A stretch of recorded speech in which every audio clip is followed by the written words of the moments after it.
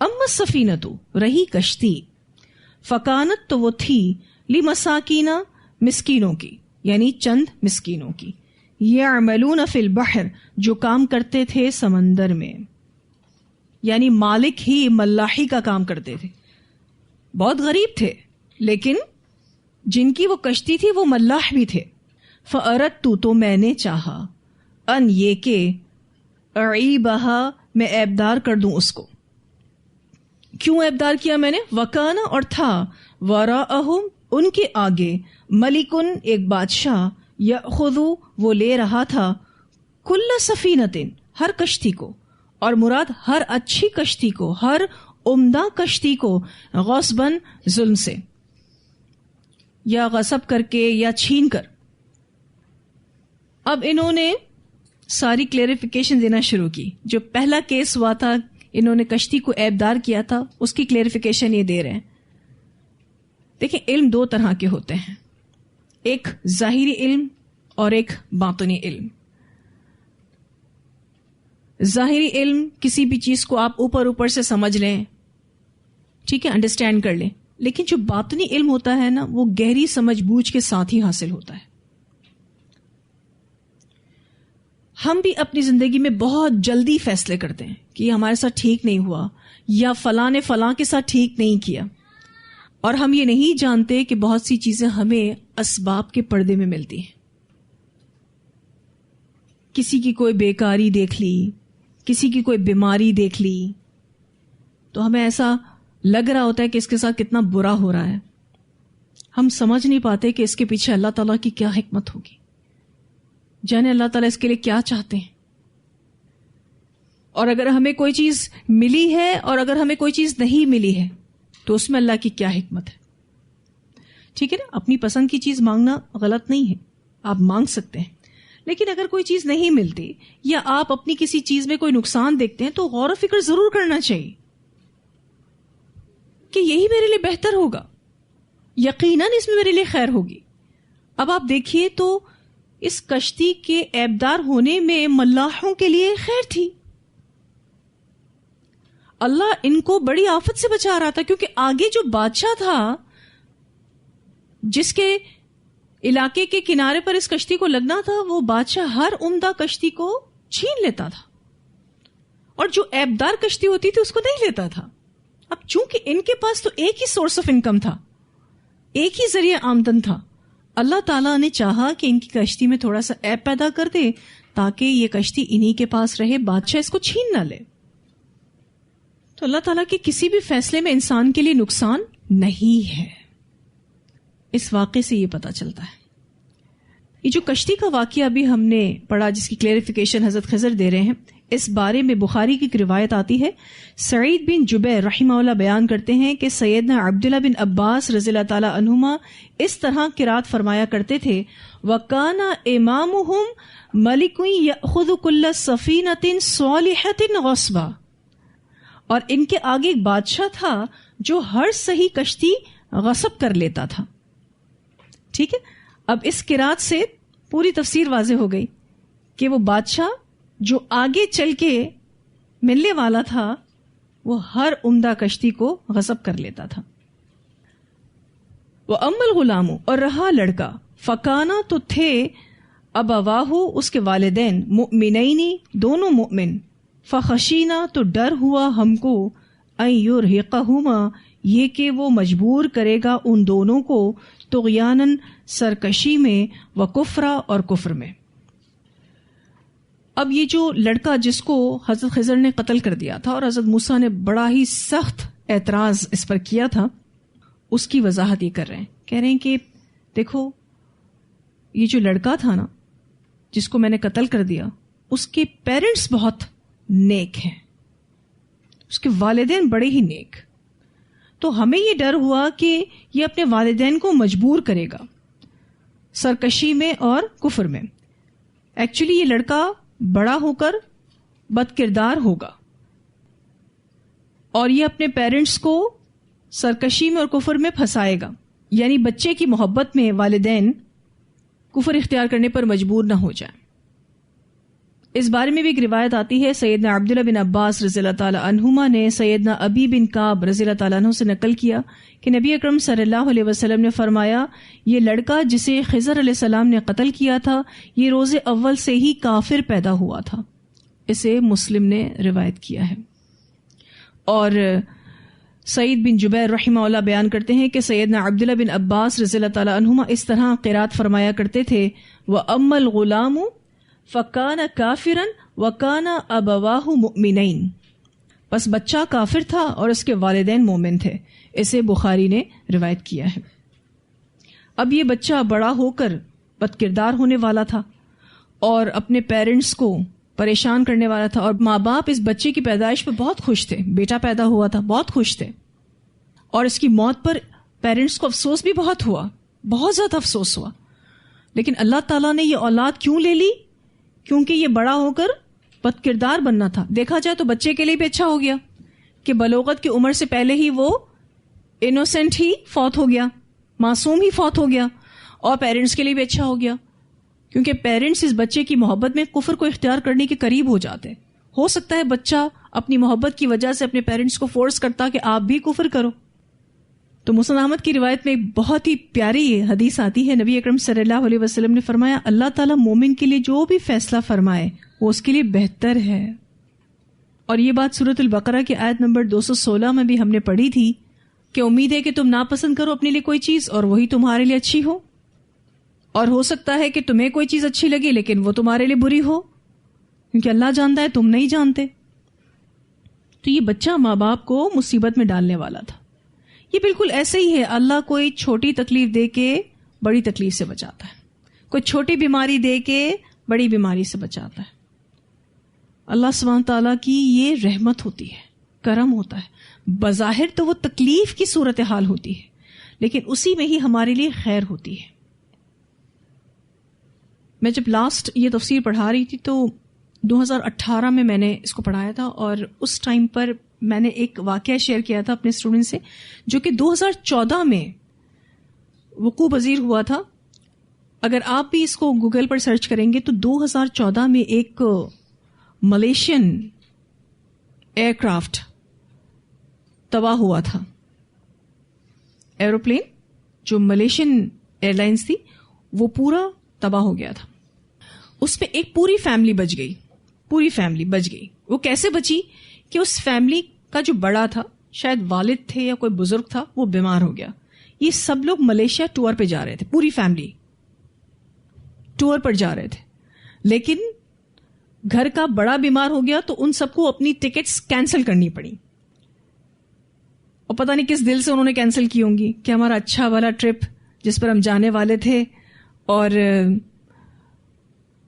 گھر میں والد صاحب بیمار ہو گئے، اس کی وجہ سے کوئی بھی نہیں جا سکا۔ اس وقت تو بڑا برا لگا ہوگا، لیکن جب وہ پلین کریش ہو گیا نا تو ان کو جتنی شکر گزاری آئی اللہ کی کہ یہ بیمار ہو گئے، اس وجہ سے ہم رک گئے، اور ان کی زندگی تھی، اللہ تعالیٰ نے ان کو بچا لیا اور ایک ریزن بنا دیا کہ یہ نہ جا سکے۔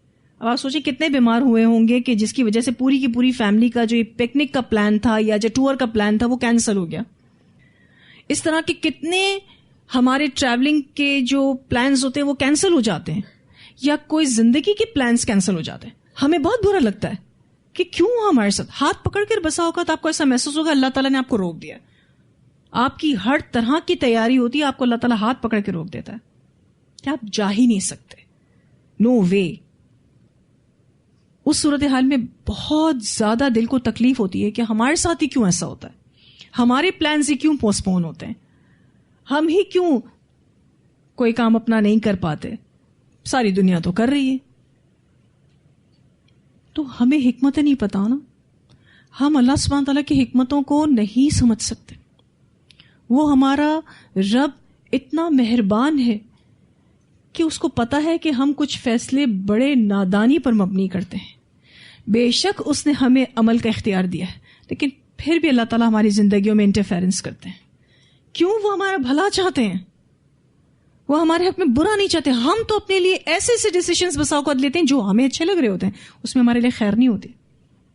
اللہ ہمیں ہاتھ پکڑ کر روک دیتا ہے کہ نہیں کرنا ہے، نہیں جانا ہے، ایسا نہیں ہو سکتا۔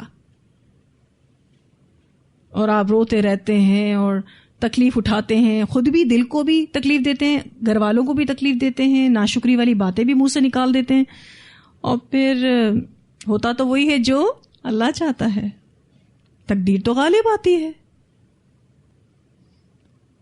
تو یہ جو سبق ہے نا کہ انسان اپنے رویے میں احسان مند رہے، اپنے رب کا شکر ادا کرے، اپنے رب کا کہ اللہ تو نے اگر مجھے کسی چیز سے روک دیا لازماً اس میں کوئی خیر ہوگی، مجھے نہیں سمجھ میں آ رہی لیکن لازماً اس میں خیر ہوگی. تو اتنا ایمان کامل ہونا چاہیے ہمیں اپنے رب پر کہ اللہ تعالیٰ آپ نے اگر مجھے روک دیا ہے، آپ نہیں چاہتے کہ ایسا ہو میری زندگی میں، آپ نے مجھے بیماری دے دی ہے، آپ نے مجھے بٹھا دیا ہے،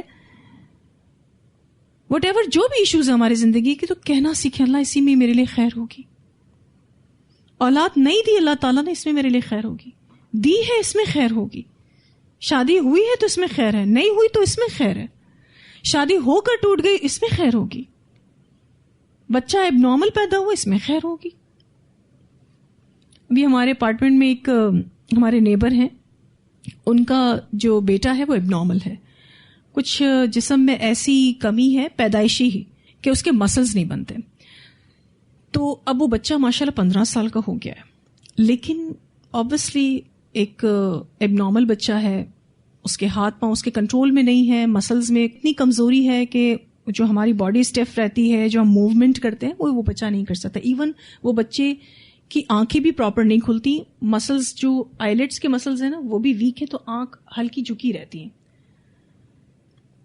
وہ اس بچے کو ماشاءاللہ ہم دیکھ رہے ہیں تقریباً 8-10 سال سے، تو میں بھی دیکھ رہی ہوں اتنے پیار سے اس کو کہیں لے کر جانا ہے، کہیں لے کر آنا ہے، یعنی ہر طرح سے اس کا خیال رکھنا، اور اتنا زیادہ اس کو ویلیو کیا جاتا ہے گھر میں.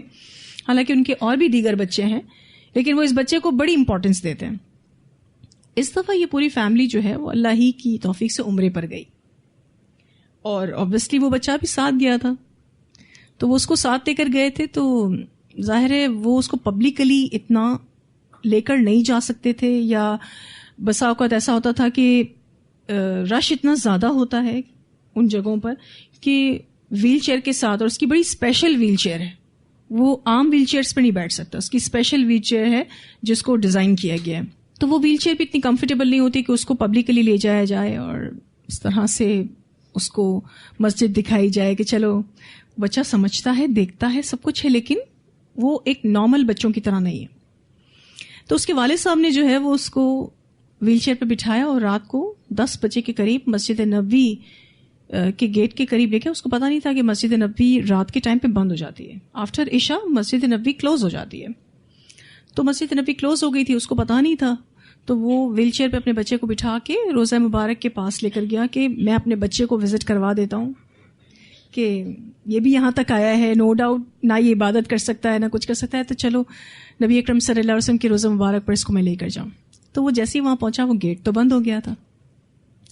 پھر اس کے بعد جو ہے وہ اس نے جو وہاں پر پولیس والے ہوتے ہیں ان کو کہا کہ میں اگر اس کو وزٹ کروا دوں، تو پہلے تو اس نے منع کیا کہ نہیں مسجد نبوی بند ہو چکی ہے، آپ نہیں جا سکتے. تو وہ جو ہے لے کر جا ہی رہا تھا کہ پولیس والا پیچھے سے آیا اور اس نے اس کو تبکایا، بولا آ جاؤ. جو کرٹنز لگ چکے تھے، آپ کو پتہ ہے کرٹنز لگ جاتے ہیں، ڈورز کلوز کرٹنز لگ جاتے ہیں، تو وہ انہوں نے پھر دروازے کھولے اس کے لیے، اس بچے کے لیے، کیونکہ وہ اس بچے کی وجہ سے ہی اس کو پروٹوکال ملا. اس بچے کے لیے انہوں نے دروازے کھولے، وہ اندر لے کے گئے اس کو، اور وہ پوری رات اپنے بچے کے ساتھ وہیں بیٹھا رہا. روزہ مبارک پر لے کر گئے، پھر اس کے بعد آگے بھی فردر ریاض الجنہ کے پر بھی کرٹنز کو یہ گرا دیتے ہیں تاکہ کوئی آئے نہ. تو وہاں سے کرٹنز ہٹا کے بھی اس کو وہاں پر لے کر گئے کہ آپ یہاں پر بھی نماز پڑھ لیں، جو دعائیں آپ کو کرنی آپ کریں. اور پھر اس کے بعد کہا کہ یہ رسول اللہ صلی اللہ علیہ وسلم کا مصلی مبارک ہے، آپ چاہیں تو اس پہ بھی نماز پڑھ لیں. تو وہ شیئر کر رہے تھے اپنا واقعہ تمام نیبرز کے ساتھ کہ میں اگر اکیلا جاتا تو کیا یہ سارے مواقع مجھے ملتے؟ نو، مجھے اس بچے کی وجہ سے ملے. آج دنیا والوں کی نظر میں میرا یہ بچہ ایب نارمل ہے، دیکھا جائے تو میں دنیا والوں کی نظر میں ایک مجبور باپ ہوں. اللہ تعالیٰ نے مجھے ایک ایسی اولاد دی ہے کہ جو آبویسلی اپنا خیال خود نہیں رکھ سکتی، مجھے رکھنا ہے اس کا. لیکن اس بچے کی وجہ سے مجھے یہ ساری اپرچونٹیز ملی. اور انشاءاللہ مجھے امید ہے اللہ تعالیٰ سے کہ یہی بچہ مجھے جنت میں بھی لے کے جائے گا. تو آپ کو پتا نہیں ہوتا آپ کی زندگی میں کوئی تکلیف ہے، لیکن نہیں پتا کہ اس تکلیف کی وجہ سے اللہ تعالیٰ آپ کو کیا دینے والا ہے، اس دنیا میں آپ کو کیا دینے والا ہے، آخرت میں اللہ تعالیٰ آپ کو کیا دینے والا ہے. یہ حکمتیں وہی جانتا ہے. حدیث میں آتا ہے نا کہ ایک بندہ مومن اپنی عبادتوں سے جنت کا وہ درجہ نہیں پا سک رہا ہوتا ہے، یعنی اس کی عبادتیں اس لیول کی نہیں ہوتی ہیں جو اللہ اس کو دینا چاہتا ہے، تو اللہ اس سے اس کی کوئی پیاری چیز لے لیتا ہے اور پھر وہ اس پر صبر کرتا ہے، اور اللہ تعالیٰ کل قیامت کے دن یہ ریزن بنائے گا کہ اس کو ہائی رینکس اس وجہ سے دیے کہ میں نے اس کو تکلیف دی تھی، اس نے اس تکلیف میں صبر کیا، میں اس کو یہ ہائی رینکس دے رہا ہوں، جو کہ یہ اپنی عبادتوں سے نہیں لے سکتا تھا.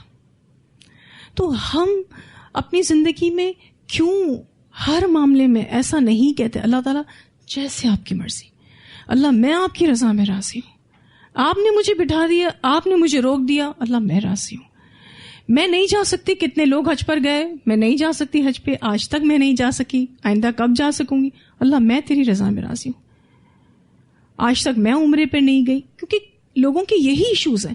ہم یہ نہیں کر سکے، ہمارے پاس بڑا گھر نہیں ہے، ہمارے پاس اولاد نہیں ہے، ہماری شادی نہیں ہوئی ہے، ہم عمرے پر نہیں جا سکتے، ہم حج پر نہیں جا سکتے، ہمارے پاس گاڑی نہیں ہے، ہمارے پاس یہ نہیں ہے، ہمارے پاس وہ نہیں ہے. لیکن جو ہے اس کی لسٹ کب بتاتے ہیں ہم؟ جو ہے بہت کچھ ہے بھی الحمدللہ، لیکن وہ لسٹ ہمارے منہ پر نہیں آتی. اب آپ دیکھیے اولاد لے لی اللہ نے، اور میں نے آپ کو بتایا حدیث میں آتا ہے یہ سب سے زیادہ حسین و جمیل لڑکا تھا. ایسی اولاد کو کھونا کیونکہ بہتر ہی نہیں تھا کہ یہ جوان ہوتا، کیونکہ جوان ہو کر سرکش ہونے والا تھا. اللہ نے اپنے بندوں کو پیدا کیا ہے نا، اللہ تعالیٰ نے جہاں ہمیں عمل کا اختیار دیا ہے نا، تو اللہ جانتا ہے ہم کون سا عمل کریں گے. نو ڈاؤٹ اس نے ہم پر زبردستی نہیں کی ہے، لیکن اس کا علم اتنا وسیع ہے کہ ہم میں سے جو جہاں جائے گا نا، اللہ جانتا ہے کہ کون جنت میں جائے گا، کون جہنم میں جائے گا. اللہ کو پتا تھا. اب یہ دیکھیے کہ اس کے ماں باپ نیک تھے، اللہ تعالیٰ نے ایک تکلیف دی، اولاد لے لی، کیونکہ نیک ماں باپ کے لیے اپنی اولاد کی سرکشی برداشت کرنا بہت بڑی تکلیف، یہ اس کے اس دنیا سے جانے سے بڑی تکلیف ہے. وہ اپنے بچوں کو بگڑتا نہیں دیکھ سکتے، یا پھر اللہ نہ کرے پیرنٹس اس فتنے میں مبتلا ہو جائیں، اس آزمائش میں مبتلا ہو جائیں کہ اپنے بچوں کی وجہ سے وہ اللہ تعالیٰ کی نافرمانی کر رہے ہیں، جیسا ہوتا ہے عام. آپ دیکھیں آج کتنے پیرنٹس ہوتے نیک ہیں لیکن بچوں کی وجہ سے کتنی غلط چیزیں کر جاتے ہیں، بچوں کو کتنی نافرمانی کی اجازتیں دے دیتے ہیں. کتنی ہم چیزیں ایسی دیکھتے ہیں اپنے معاشرے میں کہ ماں پورے حجاب میں ہے لیکن بیٹی حجاب میں نہیں ہے. اس کا مطلب یہ ہے کہ یا تو ماں اس کو کچھ کہہ نہیں رہی ہے، اور اگر کہہ رہی ہے تو وہ سن نہیں رہی. تو یہ تکلیف نہیں ہے ماں باپ کے لیے.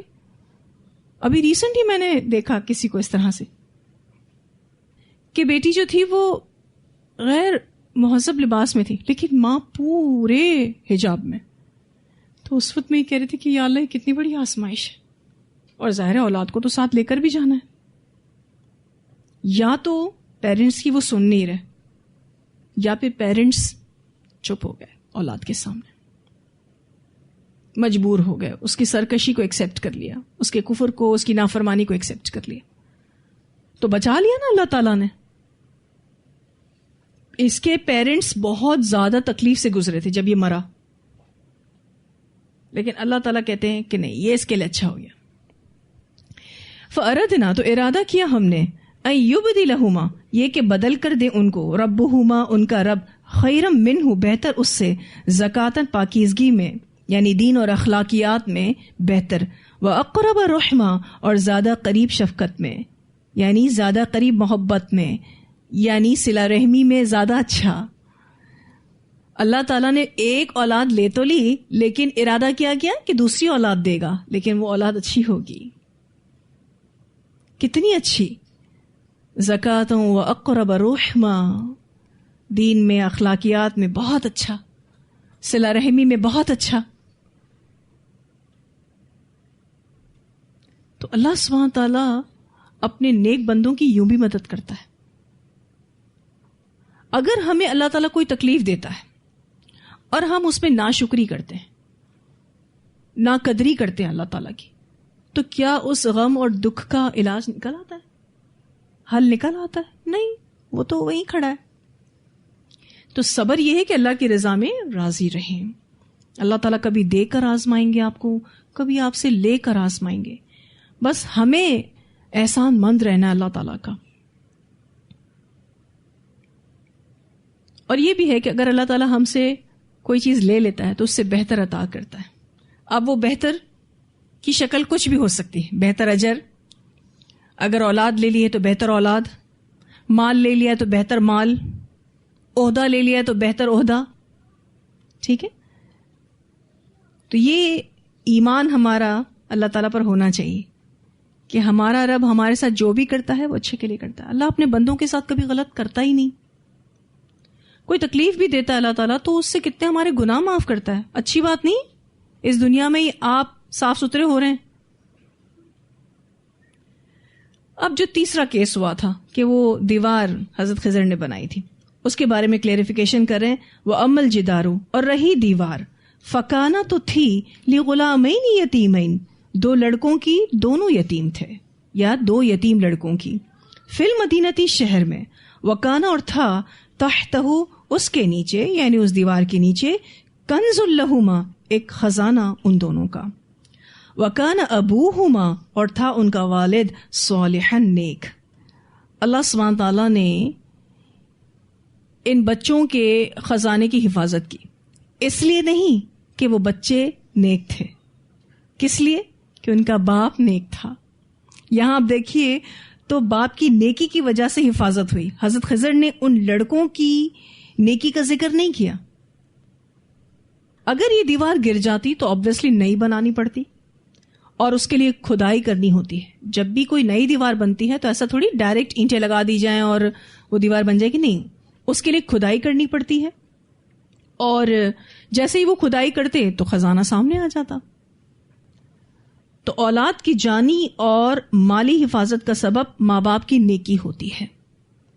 رسول اللہ صلی اللہ علیہ وسلم نے فرمایا، اللہ تعالیٰ صالح آدمی کی اولاد اور اولاد کی اولاد اور اس کے خاندان والوں اور اس کے ارد گرد خاندانوں کی حفاظت فرماتا ہے. وہ ان کے درمیان جب تک ہوتا ہے سبھی اس کی وجہ سے اللہ کے حفظ و امان میں ہوتے ہیں. اسے ترمذی نے روایت کیا ہے. ایک نیک بندہ، اس کی اولاد، اولاد کی اولاد، پھر اس کے فیملی ممبرز اور اس کے سراؤنڈنگز میں جتنی فیملیز رہ رہی، ان سب کی سیکیورٹی ہوتی اس نیک انسان کی وجہ سے. جب تک وہ نیک انسان ان کے درمیان ہے یہ سب سیکیور رہیں گے، اللہ تعالیٰ کی حفظ و امان میں رہیں گے. اور یہاں تو obviously یہ یتیم ہو چکے تھے دونوں بچے، باپ فوت ہو چکا تھا. کیا پتہ چلتا ہے کہ اگر پیرنٹس نیک ہیں، فوت بھی ہو جائیں گے تو بھی ان کی اولاد کی اللہ تعالیٰ حفاظت کرے گا. ان کی جان اور مال دونوں کی حفاظت اللہ تعالیٰ کرتا ہے. فَأَرَادَ، تو ارادہ کیا، ربک، آپ کے رب نے، اَن یبلغا، یہ کہ وہ دونوں پہنچے، اشدہما، اپنی جوانی کو، ویستخرجا، اور نکالیں، کنزہما، اپنے خزانے کو. یعنی جیسے ہی یہ بچے بالغ ہو جائیں گے تو پھر یہ دیوار ٹوٹے گی اور وہ اس کو بنانے کے لیے کھدائی کریں گے اور اس خزانے کو پالیں گے. رحمتم من ربک، بطور رحمت آپ کے رب کی طرف سے. یہ سب امور اللہ تعالیٰ کی رحمت ہے. رحمت والا معاملہ تو صرف دیوار بنانے والی بات میں ہی لگتا ہے، باقی دو صورتیں تو بظاہر ظلم کی نظر آ رہی ہیں، لیکن اللہ تعالیٰ کہتے ہیں کہ یہ اللہ کی رحمت ہے. تو دنیا میں بہت سے نظر آنے والے کام ایسا لگتا ہے کہ تکلیف دہ ہیں، ظلم پر مبنی ہے، لیکن اس کے پیچھے اللہ تعالیٰ کی حکمت اور مشیت چھپی ہوتی ہے. اس لیے اللہ کے فیصلوں کو خوشی سے قبول کرنا ہے، انشاءاللہ ہر فیصلے کو خوشی سے قبول کرنا ہے.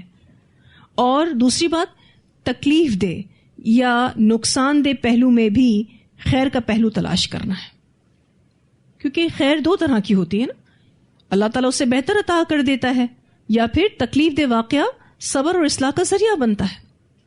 آپ صبر کرتے ہیں، آپ کو اجر ملتا ہے. ہو سکتا ہے کہ کوئی مسٹیک آپ کر رہے ہوں، آپ کی اصلاح ہو جاتی ہے. تو خیر تو دونوں طرح سے ہو سکتی ہے، یا تو اللہ آپ کو اس سے بہتر عطا کر دے گا، یا آپ کی کریکشن کر دے گا، یا صبر کرنے کی وجہ سے آپ کے اجر و ثواب میں اضافہ کرے گا. وما فعلته عن امری، اور نہیں میں نے کیا اس کو اپنے حکم سے. یہ سارے کام میں نے اپنی مرضی سے نہیں کیے، اپنی ذہانت سے نہیں کیے، یعنی اللہ نے مجھے اس کا حکم دیا. ذالک تأویل، یہ ہے حقیقت، یہ ہے اصلیت، معلوم جو نہیں تستطیع، آپ استطاعت رکھ سکے، علیہ صبرا، اس پر صبر کی. اب آپ دیکھیے تو یہاں پر تستطیع کی جگہ کیا ہے؟ تستطیع. کیا غائب ہے؟ ایک تا غائب ہے. تستطیع خفیف شکل ہے اور تستطیع ثقیل شکل ہے. ثقیل اشکال کے مقابلے میں ثقیل اور خفیف اشکال میں حضرت خضر نے خفیف الفاظ استعمال کیے. یعنی جو ثقیل سچویشنز تھیں اس میں بھاری الفاظوں کے ساتھ حضرت خضر بات کر رہے تھے، سٹریس کے ساتھ بات کر رہے تھے، شدت کے ساتھ بات کر رہے تھے. اور اب ہر چیز اوور ہو گئی، حضرت موسیٰ علیہ السلام کو اب جانا تھا تو تا بھی ہٹا دی تاکہ موسیٰ کو احساس شرمندگی سے بچایا جائے. یہ جو الفاظ ہیں نا، تستطیع علیہ صبرا، کلام کو خفیف انداز میں کہا گیا.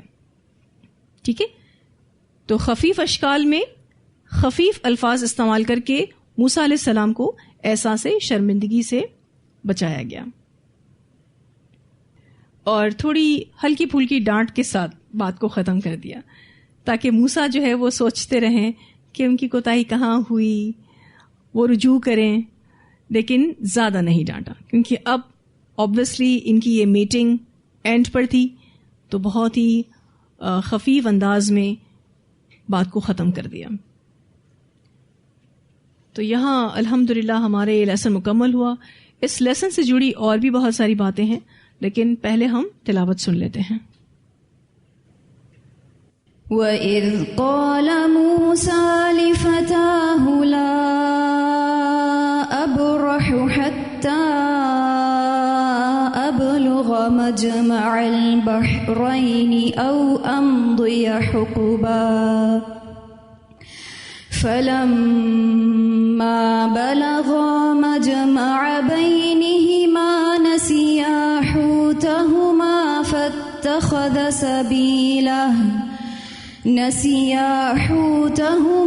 فاتخذ سبيله في البحر سربا فلما جاوزا قال لفتاه آتنا غداءنا لقد لقينا من سفرنا هذا نصبا قال أرأيت إذ أوينا إلى الصخرة فإني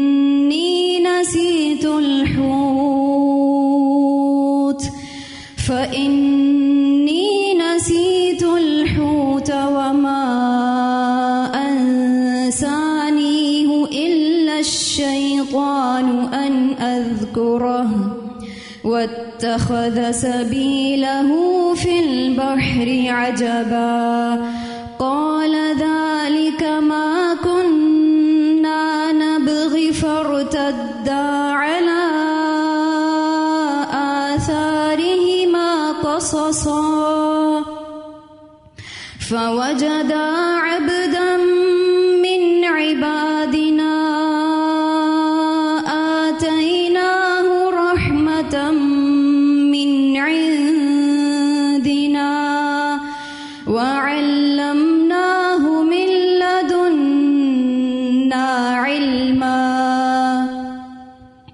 قال له موسى هل أتبعك على أن تعلمني مما علمت رشدا قال إنك لن تستطيع معي صبرا وكيف تصبر على ما لم تحط به خبرا قال ستجدني إن شاء الله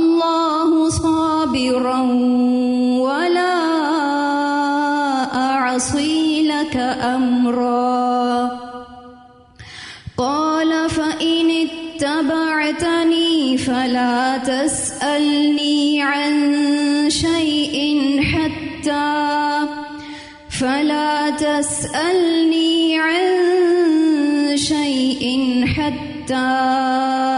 أحدث لك منه ذكرا فانطلقا حتى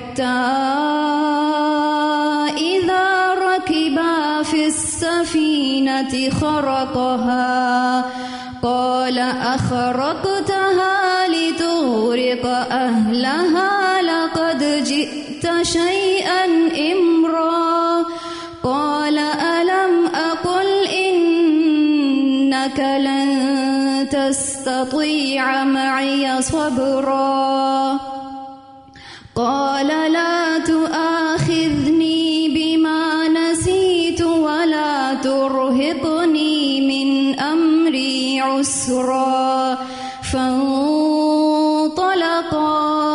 حتى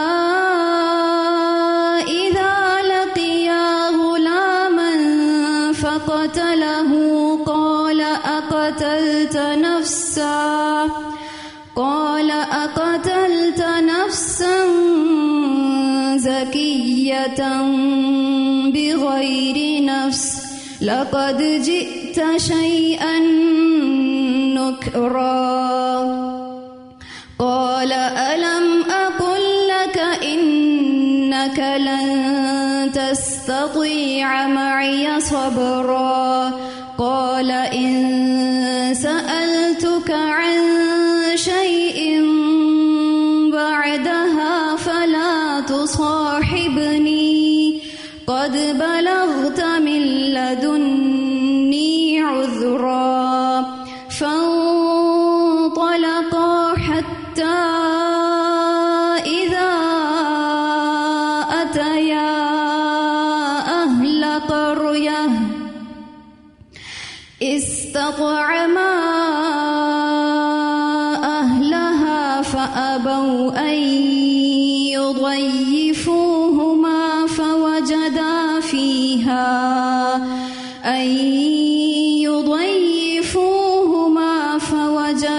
فيها جدارا يريد أن ينقض فأقامه قال لو شئت لاتخذت عليه أجرا قال هذا فراق بيني وبينك سأنبئك بتأويل ما لم تستطع عليه صبرا أما السفينة فكانت لمساكين يعملون في البحر فأردت أن أعيبها وكان وراءهم ملك يأخذ كل سفينة غصبا وأما الغلام فكان أبواه مؤمنين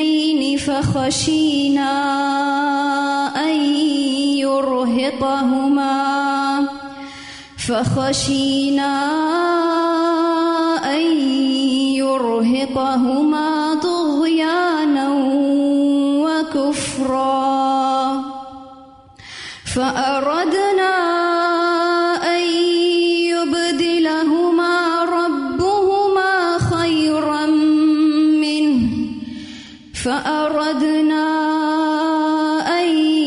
يبدلهما ربهما خيرا منه زكاة وأقرب رحما وأما الجدار فكان لغلامين يتيمين في المدينة وكان تحته كنز لهما وكان أبوهما صالحا فأراد ربك أن يبلغا أشدهما لِيَسْتَخْرِجَا كَنزَهُمَا رَحْمَةً مِّن رَّبِّكَ وَمَا فَعَلْتُهُ عَنْ أَمْرِي ذَلِكَ تَأْوِيلُ مَا لَمْ تَسْطِع عَلَيْهِ صَبْرًا.